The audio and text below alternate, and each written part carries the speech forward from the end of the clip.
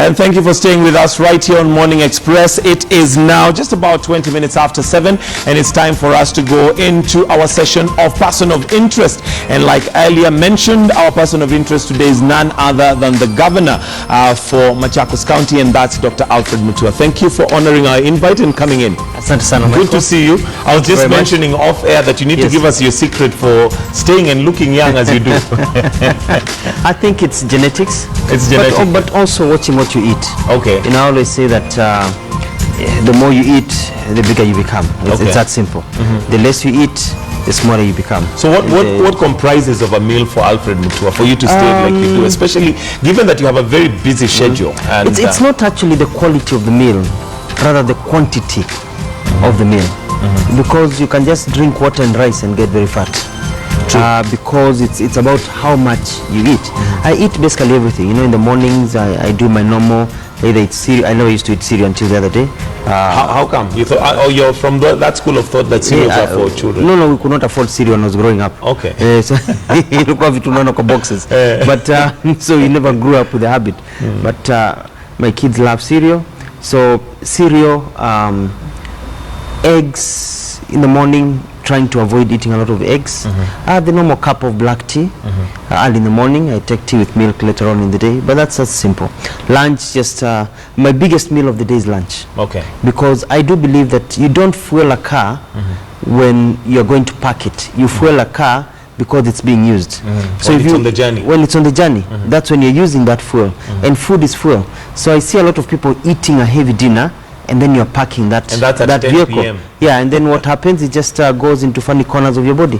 So I eat a heavy lunch because that's when I'm very active, and then a very small light meal, maybe at 4, 5, 7 o'clock. At times I skip dinner depending on where I am. Okay. And what do you do to keep fit? Do you go to the gym? I walk. Okay. Yes, I went to the gym. The last time I went to a gym was maybe 3 months ago, and I was just to check on somebody who was there. Oh, you're not going to work out? No, not to work out. I hardly go to, but I walk. Okay. I walk, I climb stairs, I do activities. But now where does a man of your being known by everybody walk around? I mean, I'm sure if you walk, you'll probably be stopped 100 times by people. So where do you walk? You walk in the streets, you say hi to people. And I think this is where the disconnect becomes, because people become leaders and they become removed from the people.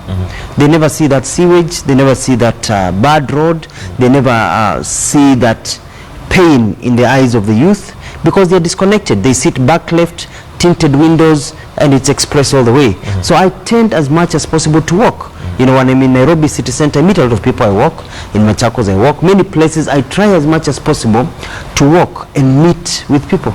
Yes. Okay, let's go to a little bit of your history and possibly where you grew up and where you were born and what your dreams were as a young lad who was growing up. You know, I was born in Machakos, but I was brought up in Nairobi. Okay. It's good to realize that, because my parents were public servants, and we lived in Kibera, in an area called Makina Estate. And I went to Kangede Road. You know, there was a nursery school there. Later on, I went to a nursery school in Woodley at the Catholic Church, and Guadalupe.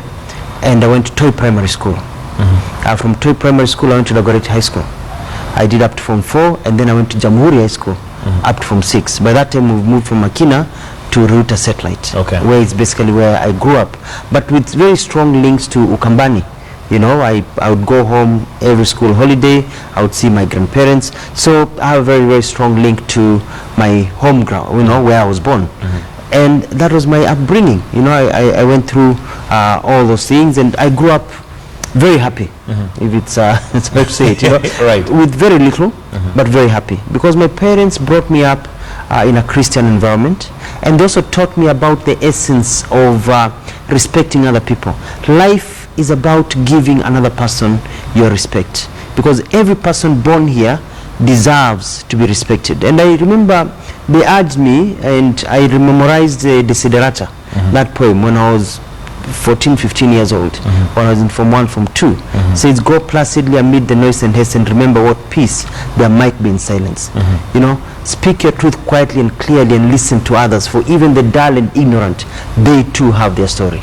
And that is very important, and that's why I was brought up, so that it's not about me, it's about us. we are successful not because of myself, but we are successful because of ourselves. So you give respect to the other person, that person respects you, and we move together. So hii mambo ya kujiona wewe ni mkubwa, having an ego, chips on both shoulders, you know, those are things that I don't understand. Because as the governor of Machakos County, do you have a flag on your car, for starters? No, I don't have a flag on my car. Do you use a convoy, you know, chase cars like the other governors do, clear traffic? Yes, and I do. It depends. It depends. Most of the time I don't, but sometimes it calls for, because the essence of a lead car is to be able to get you from point A to point B in a speedy fashion. And especially when you look at our highways, if we had super highways where you could just cruise down and go, it would be easier. But when you've got trucks blocking the way and you need to get in for that meeting with an investor, or you need to get in, it helps. It is basically a traffic control system. But you don't walk around with 10, 15 bodyguards. You don't walk around with askaris pushing people off the road, or pushing people off the street, or pushing people. No, you walk with Mwananchi, because you're just one of them. You just happen to be in that position, which is not actually your position. Being governor is not my position. It is the position of the people who voted for me. I am but a public servant of the people. Okay, now when for Mwananchi, and I'm speaking now as a Mwananchi, and sometimes I've felt aggrieved the fact that why would somebody first of all overlap and use chase cars and harass me out of the way, yet they're meant to be serving me, and at the same time sit in the traffic like I do and feel the pinch so that we sort it out. And I'm not saying that for you as an individual, but generally speaking to all governors, why would you feel that you need to get there and I also need to get there? And I'm as important, my meeting is as important as yours. And you're feeling the pain of Nairobi. Absolutely. And I think it's very different in other places where the jam is not as bad. In Nairobi, I don't use a lead car when I come to Nairobi. It's just myself and my car, and I get stuck in the jam.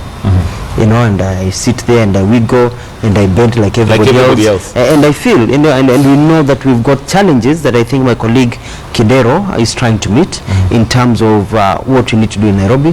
But we waste a lot of money, you know, millions of shillings stuck in a jam. And I can see the frustration. But something needs to be done. But this is where the essence of how we do things, because we started talking about a dual carriageway from the airport, you know, the one that was passing on top, all the way, I think, all the way to Waithaka, you know, and we've been talking about it. And Kenya is about talking. I can tell you the amount of ideas that we've discussed in this country are what are making other countries succeed. For example, I always argue that in 1978, when Mzee Jomo Kenyatta died, at that time, countries like South Korea, Malaysia, Singapore, Thailand were sending people to Kenya to look at our development styles and to read our white papers. And they went back and developed their countries, which are now in the second world. And our white papers are still in the shelves. We're very poor at implementing. We're very, very good at just talking and talking about it and pulling each other down. And that is a problem. Because if these ideas we've seen, from the time they talked about building that we can call it an overpass from the airport, you can imagine how many roads have been done in the UAE, in Dubai, for example. How many roads have been done in Sydney, Australia? How many roads have been done in South Africa? How many roads have even been done in Rwanda? Why do you think as a community and as a society we talk more than we do? I think we're poor in logistics, first of all. And second, we are bureaucratic. And we just believe in process. You know, there are two kinds of development systems. There's a process-oriented and there's a result-based development program. Mine is result-based. You know, you can do whatever you want, but at the end of the day, what do you have? What you do know, you it's have like to show me? you leave home in the morning to look for food for your children. You can carry all these processes and come home and try to convince your kids how you've done all this, you've filed this, but unless you come with a piece of bread, your kids are starving. So we need to be more result-based, not just talk, but actually get things done. Measurable indicators that you can say, this is the target, this is how we want to do it, and how to do it. And we have to go back to what my good friend and mentor, Ambassador Francis Mudhoro, used to talk about his Nyapara system. And this is a supervisor to supervise the supervisor who is being supervised by another supervisor. Because leaders have programs, but they don't get to the ground and get their hands dirty. They are not supervising. And hence, if you look at even some of the programs that are collapsing, some of the, for example, the President Uhuru Kenyatta's programs that are not carrying through, it's because when he delegated, the people he delegated to did not supervise. They sat down and delegated also. And the people delegated to, delegated also. So it and then this continues. director delegated to assistant director. That one delegated. So everybody from the president has delegated. But see, the president cannot be everywhere. So the people delegated to should have been on the field getting their hands dirty. Okay. Hence you see all these programs that are collapsing. Okay, let's look at the recently just concluded devolution conference that took place in Meru. Yes. And I would like to hear your take on the progress that Kenya has made since devolution started. I mean, some of the progress reports we were getting, for instance, the discovery of oil has nothing to do really with devolution. It is just that it was discovered and it was done before even the devolution. Yes. So what's your take on the progress Kenya has made so far? You know, the issue about Kenya is not about resources or lack thereof. It's utilization of resources. We have the oil, we have the land, we have everything. If you go to countries like Israel, if you go to countries like the Arabian countries, even the resources, you can go to some countries in this world who have less than we have, but yet are more developed because they have utilized the resources. They have turned their jungles, their rocks into money. It's utilization of what we have. And what devolution does is that it takes power from the central, where it's a few people sitting in Nairobi making decisions, taking it to the ground. And devolution is a way forward. If devolution fails in this country, there's going to be a revolution. And I can say that without any fear of contradiction. As the late Mutula Kilonzo used to say, there's going to be a revolution. Because people have gotten to a stage where they are tired of waiting for development. They are tired of waiting for change. But devolution allows the people, to be able to make decisions that are central. Let me give you an example. Machakos will not be where it is today if there's no devolution. Look at Machakos. Our hospitals are very nice now. We are refurbishing most of them. You go to Machakos, you're treated. There's medicine in every pharmacy in Machakos hospitals. Nobody shares a hospital bed in Machakos County. You know what I mean? We've rehabilitated, we've put power, we've done all these things, we're putting new equipment. We have ambulances. We have ambulances. This would not have happened being controlled by Afya House in Nairobi. It will not have happened. Because it's been taken down to the people, we are able to do these simple but very, very life-saving important things. What has been your secret as Alfred Mutua to have that done? Because when you look at the national government and the devolved government, one might be tempted to think maybe you have more money that is given to your county. According to an article we've seen in the paper today, Machakos County is one of those who had borrowed quite an amount of money without treasury approving it. Could those be some of the secrets that possibly you have more funds available to you and you're able to do more? What we've done is actually three things in Machakos. The first thing is to look at how much money we have and decided to utilize it well. And this means squeezing the shilling. So you do procurement that is based on what you want to achieve, not on just giving contracts to suppliers, to contractors. And where you can save money, you save money. You have to squeeze the shilling. And that is very, very important. The second thing is to ensure that you work on projects and you actually work on projects. I don't know what you know what I mean. You don't just work on projects. You're not just launching and launching and launching. You're launching and carrying through. When you say we've got a water program, the water is being felt and you're supervised to ensure that that water project is working. That tractor is on the road. That bore is being dug. You get what I mean? So it is actually pushing on that. And the last thing is cutting out these elements of corruption. Because I can assure you, from my experience, people ask me, what did you learn from working with the Mwai Kibaki government? And I tell people, as a government spokesman, I did not learn how to do things, but rather I learned how not to do things.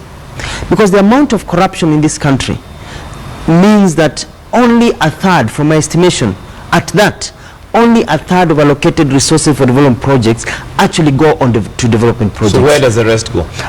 These corners, this conniving between contractors and government officials, these long bureaucratic processes. You know, when you've got long procedures of bureaucracy, it doesn't mean you cut down corruption, it just increases corruption. True. Because it means that from that file to move, instead of having 3 stages where somebody goes number 1, number 2 invoice, number 3 payment, when it has to go through these 10-15 verification systems, it actually enhances corruption. When you cut down procedures to 1 or 2 steps which you can follow, it cuts down corruption. Okay. But when you have 15 stages, mtu anakalia file anaweka chini ya meza. That file will never be paid unless you talk to this According to what we've seen in the dailies and some of the investigative stories that we've done, it seems that there are cartels that actually enjoy and make sure that corruption continues. And to use the words of Willie Mutunga, the Chief Justice, he said we're in a bandit economy. How have you managed to get rid of those cartels that the national government is possibly struggling? Well, I've made quite a number of enemies because you hear people saying Mutua does not pay contractors. And we've had that somebody who's tweeted saying that the Machakos County has not paid, yet they've done their work. Because I'm saying, but I want to see the work that you've done. You see, you find some cartels. What you're doing is you're sieving through people where you find invoices have been put forward, an invoice for work that was done by somebody else. And you find 5 or 6 invoices, 6 companies invoicing for the same work, and the wrong company is getting paid. So what I've decided to do is this is not my money. These are taxpayers' money of those struggling Kenyans who are paying taxes. I am going to pay people once verification has been done that yes, you did the job was done properly, and it was done at the right time. And yes, we have pending bills, and that is normal in governance, and I don't like debts and pending bills. But contractors who have done a good job, and the job is there, because people are saying, pay me for a road that I did. You go for that road, it doesn't exist. Lakini wanasema lakini tulijenga barabara 3 years ago, imeenda. But yes, but we don't expect to pay you for a road that was supposed to last 5 to 7 years, that was washed away after 2 months. You know what I mean? So we'll never pay you. And I can assure some contractors that if you've worked, and with time we are going to process your payment, and you're going to be paid patiently. But I'm not going to rush to pay the good ones so that the bad ones can also get into the mix. And then I'm accused of paying for white elephant projects. I have to be very careful, because this is not my money.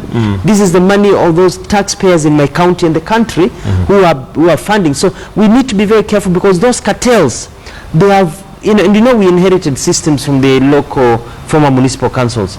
Oh, and they are crafty. Oh my goodness, they are crafty. You find a company, for example, if you call, you say Gitonga, Enterprises has done work. You find somebody else has been paid called Gitinga, or Gitongu. They are very similar. Very variation. Watu wameform companies, when ulifanya kazi, unasema sijalipwa, na mkiangalia kwa kitabu, ulilipwa, kazi imelipwa, but it was somebody else who was paid. So that is why we've become very good friends with the EACC. We've told them, come and help us. Let's go through these systems, the people, and I'm telling contractors, if you bribed my minister, if you bribed my chief officer, if you bribed a director, and ukampatia pesa, wakakupatia contract, sasa kimeumana, enda kule ile bribe kurudishia pesa yako. Mutua atalipa unless. But how have you managed to do that? Because like you mentioned, the president, some of the national government challenges that they have is that the president has flagged off a certain project. Then he has asked somebody to supervise, and as it is the culture, somebody else supervises. You're a busy man. So how is it that you're managing to, is it micromanage so that you're able to follow it? You have to micromanage, and I've not actually done a good job myself of micromanaging, and I'll do a better job this financial year because I have manifesto. And you just have to list to yourself maybe 20 projects or 30 projects, and you decide those projects nitasimamia mimi mwenyewe.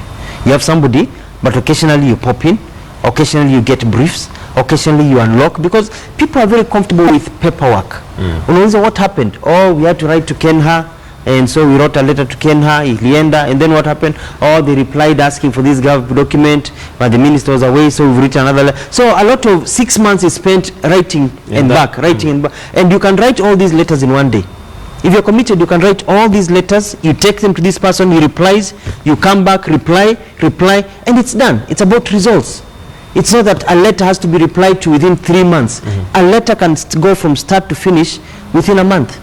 And that's where we need to go as a country. All right, let's move on to what I would call Ukambani politics. And you've attracted people who love you, but also people who hate you with a passion. And some have been very vocal. And let me not use the word hate, but possibly are not afraid. Well, I'm not sure if they're afraid. And let me just ask for a clip here. There's some who've been very vocal to say that Alfred Mutua is one who we're going to deal with. They've used all sorts of manner of languages. And if we can have that clip, director, then we can move on from there.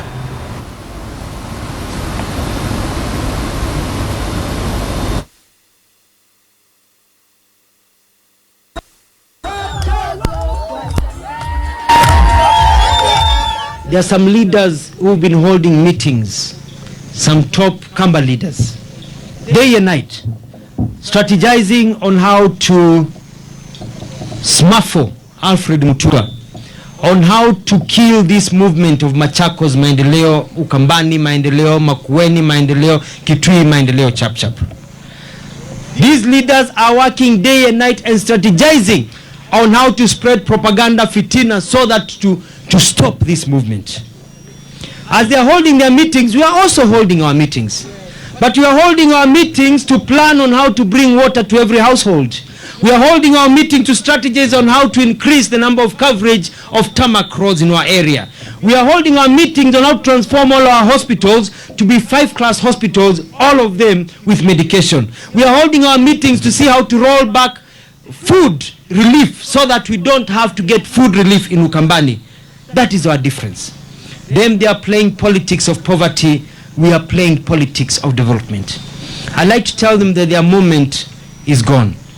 Change whose time has come cannot be stopped. Our people are already on the way. Safari imeshaanza. We've already left the bondage of Egypt and we are heading to the promised land. And we are going to get to the promised land.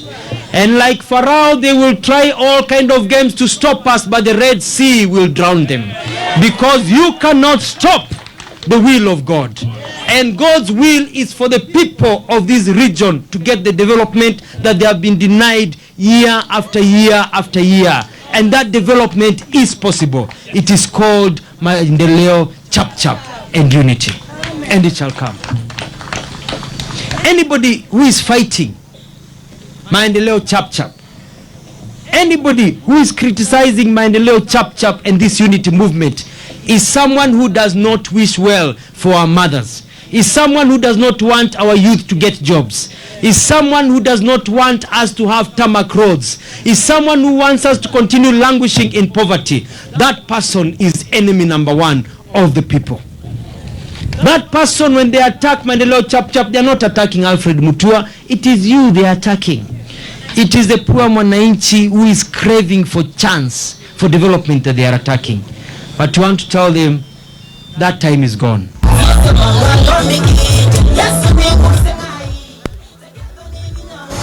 Well, for a minute there, I must say that I would have confused you for a pastor. You seem to be having a very inspirational line there. But coming back to matters politics, you talked about some leaders who are scheming and conniving to ensure that Alfred Mutua does not continue with his Maendeleo in the various areas. And I'll come to Maendeleo Chap Chap, but for now, who are these leaders? I think it's an old style. You see, what happens is this, and you know, you need to give respect to all the leaders. And Ukambani has had various leaders from the time of Paul Ngei. You look at all our leaders, Mulu Mutesia, all the way to the present. We've had our leaders, and you need to give respect to our leaders. But at the end of the day, what is the essence of political power? The essence of political power is not acquisition of power for oneself. It's not acquisition of money for oneself.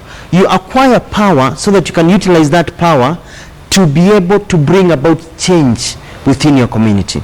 Yes, our leaders have worked, but what my argument is, they have not done as much as should have been done, and that is the reality. And maybe that was the Kenya at that time. And what we are saying is that devolution and Kenya and the new constitution has given us an opportunity now to speed up, because it is quite a shame that today we are sitting here, that I can use a telephone, if I use your phone for example, and call a grandmother in Ukambani, and she will answer. She will answer, and I'll ask her, Weba? She's using 21st century technology while undertaking primitive technology of getting water from the river. And that water is dirty with bilharzia and other diseases. You know, we've got this disconnect of where we are as a people and the reality on the ground. That is true, but the question was, who are these leaders who are, according to you, are anti-development? They're leaders who all they see is about political power, is about political insults, is about political attacks of other leaders. It's never coming together. and they talk about let's unite. And I don't like coming on air and mentioning names, because now you're building those people and you're giving them food, mileage. And mileage. But these leaders are known to our people. All they do is they never come and say, Mutua, can we sit down and see how we can enhance these projects together? No, they criticize because they are afraid. And they are afraid that this change will turn wananchi against them, because people are tired of being lied to. People have stood up and promised and promised. Let me give you an example. You look at in the 1970s, President Jomo Kenyatta promised to tarmac a road in Mukambani in Machakos between Kilimani and Makutano Mamwala, and he never did it. Then President Moi came with Muli Mutisia. They actually stood there and said, hii barabara tutajenga. They never did it. Then Mwai Kibaki, came in. It was not built. And I remember traveling there with the president, and he talked about it was not built. Then President Uhuru Kenyatta came. We were in Machakos at a Catholic church. He was asked about the road.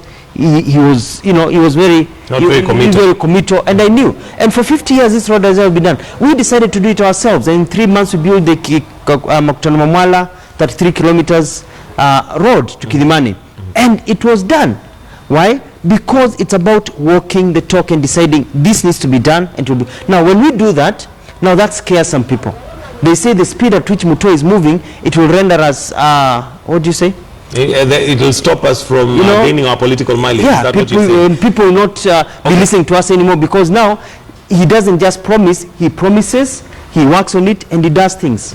Now, one of the leaders that possibly had come out very vocally to say that they'll deal with you is your party leader, Honorable Kalonzo Musyoka, Wiper Party. Are you still in Wiper Party, or there are some who claim that you may have crossed over to the government? You're working with Jubilee. I'm still in Wiper.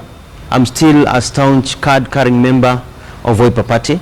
But I have decided I'm not going to run with Wiper Party in the next elections. And that's my democratic right and my freedom under the Constitution and the law to decide which party I'll go with. Because it's a party that has tried to pull me down. And that's what I'm talking about. Instead of joining hands with me and working together, they are afraid. And I always give an example of crabs. So you're crabs. So you know crabs, eh? There's a story told. Car or something. Yeah, car. There's a story told about the difference between us and other nations. Right. And so there were crabs being shipped overseas from Tanzania, from the coast of Mozambique, and from Kenya. And when they were put into the aircraft, they're in a box. And the box from Tanzania was covered. The box from Mozambique was covered. But the box from Kenya was open. And when the pilot was looking, said, wait a minute, you can't carry crabs in an open box. They're going to get out and run everywhere.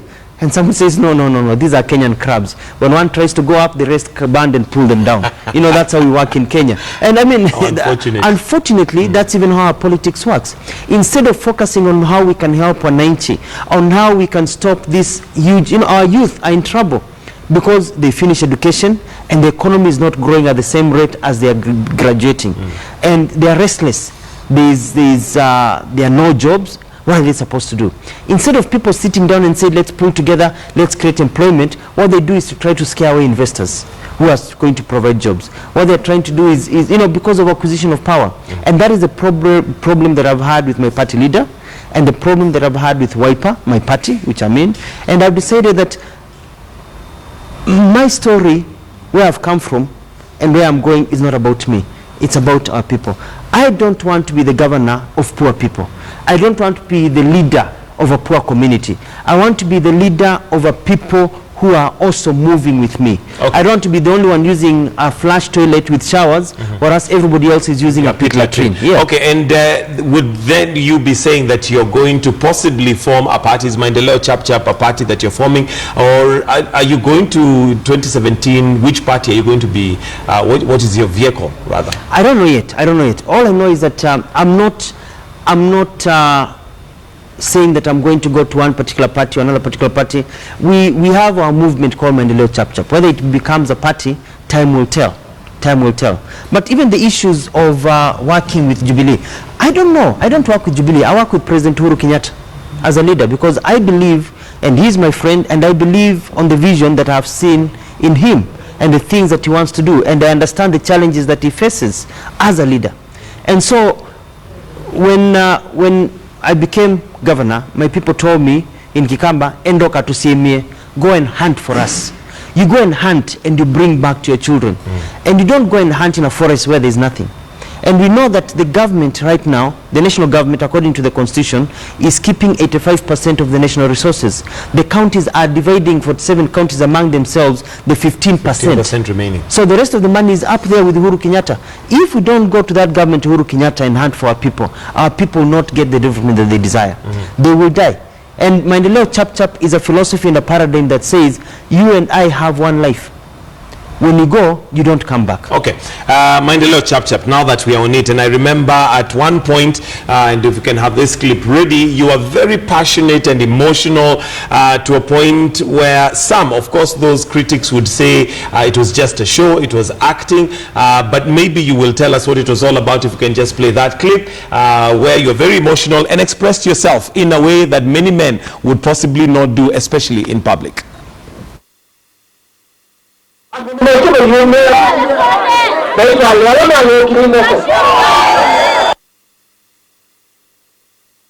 But I think they say a picture speaks 1,000 words, and that is a picture, of course, that spoke 1,000 words. What was going on, and what drove you to a point where you were that emotional? No, I was weeping for my people, not for myself.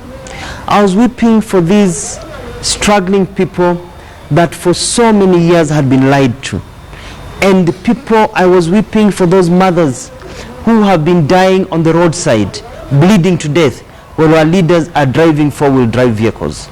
I was weeping for our youth who are desperate at home, our women, our beautiful women, desperate at home, with nothing, with no food, while their leaders are playing political games.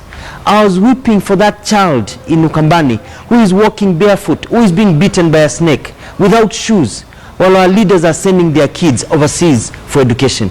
I was weeping for our people, for my people, and our people who've been shortchanged for so many years because of selfishness.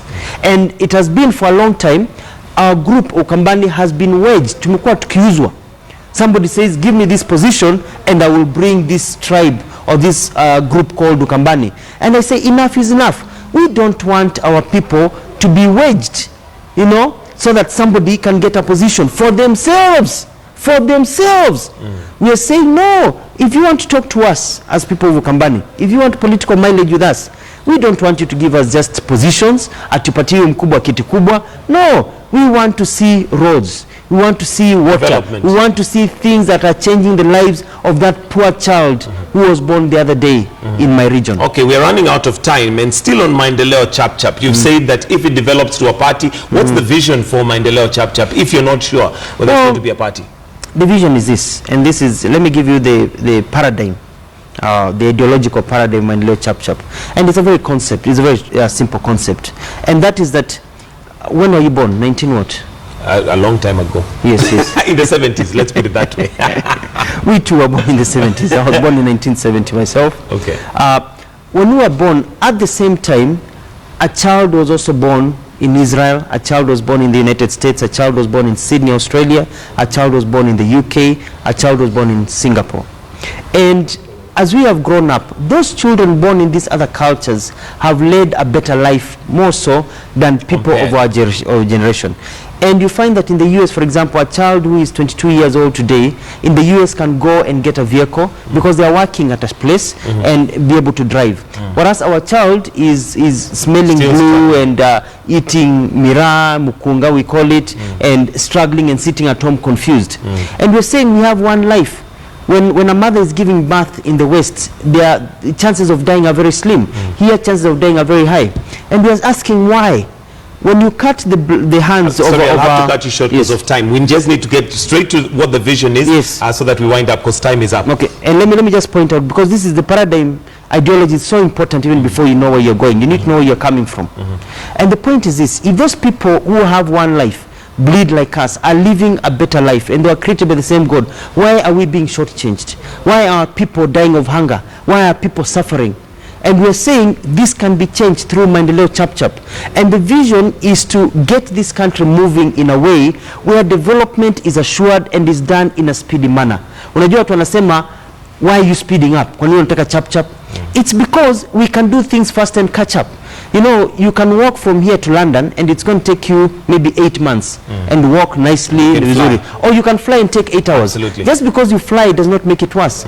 And that is the vision we have Maendeleo Chapchap, is to roll out from Mukambani to the rest of the country and to tell people that if leaders unite with a common cause, and that is not selfishness, not corruption, but mwananchi, we can get this country to where other countries have been. Thank you very much, Dr. Alfred Mutua, the governor for Machakos County, for coming in this morning. We certainly need a lot more time with you. It looks like there's a lot more that we need to discuss, but time is up. And I wish to thank you for this opportunity and to tell my friends who are watching us all over the country, you can follow me at Facebook, Dr. Alfred Mutua, or at Twitter, Dr. Alfred Mutua. Those are the official ones. The Facebook page is the one with close to over 400,000 followers, close to 500,000, not the other fake ones that are circulating. And